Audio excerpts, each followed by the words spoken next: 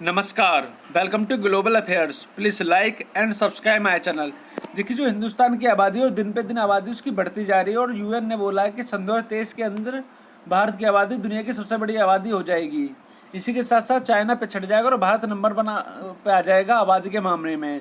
और देखिए, साथ ही साथ ये भी बोला जा रहा है कि यूएनएससी जो है, यूनाइटेड नेशनल सिक्योरिटी काउंसिल, उसका एक स्थायी दावेदार बनने वाला है इंडिया, क्योंकि इंडिया काफ़ी समय से बोल रहा है कि हमको यूएनएससी में सिक्योरिटी काउंसिल में परमानेंट मेंबर बनाइए, लेकिन बना नहीं रहे थे।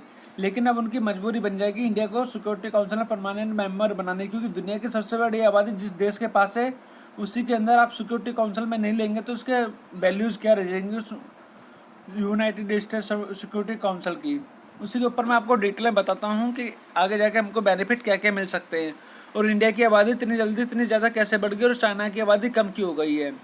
लेकिन उससे पहले मैं आपको बता देता हूँ, यूनाइटेड नेशनल में जो परमानेंट मेंबर और 5 मेंबर हैं, और इंडिया काफ़ी समय से बोल रहा है कि हमको भी मेंबर बनाइए सबका, लेकिन ये सुन नहीं रहे थे। लेकिन अब जो आबादी बढ़ चुकी है तो उसके कुछ ना कुछ तो बेनिफिट हमको अलग से मिलेंगे।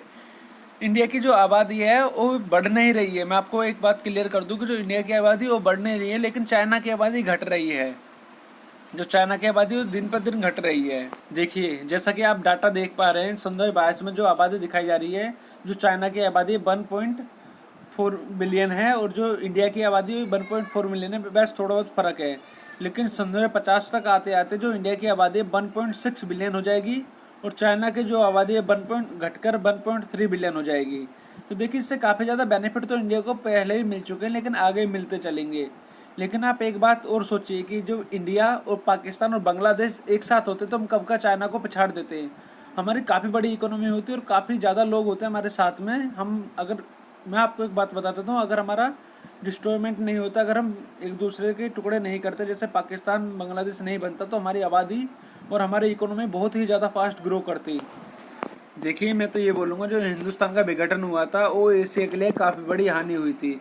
इससे काफ़ी ज़्यादा नुकसान हुआ है पूरे वर्ल्ड को।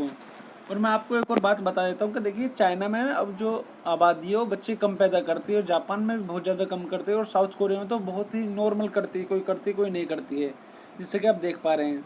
और मैं आपको एक और बात बता दूं कि इंडिया में ही जो कुछ सीएम है, कुछ राज्यों के सीएम हैं, वो बोल रहे हैं कि हमको आबादी कंट्रोल करनी है। जैसे कि आप ये आर्टिकल देख पा रहे हो द प्रिंट का, योगी आदित्यनाथ बॉन्ड।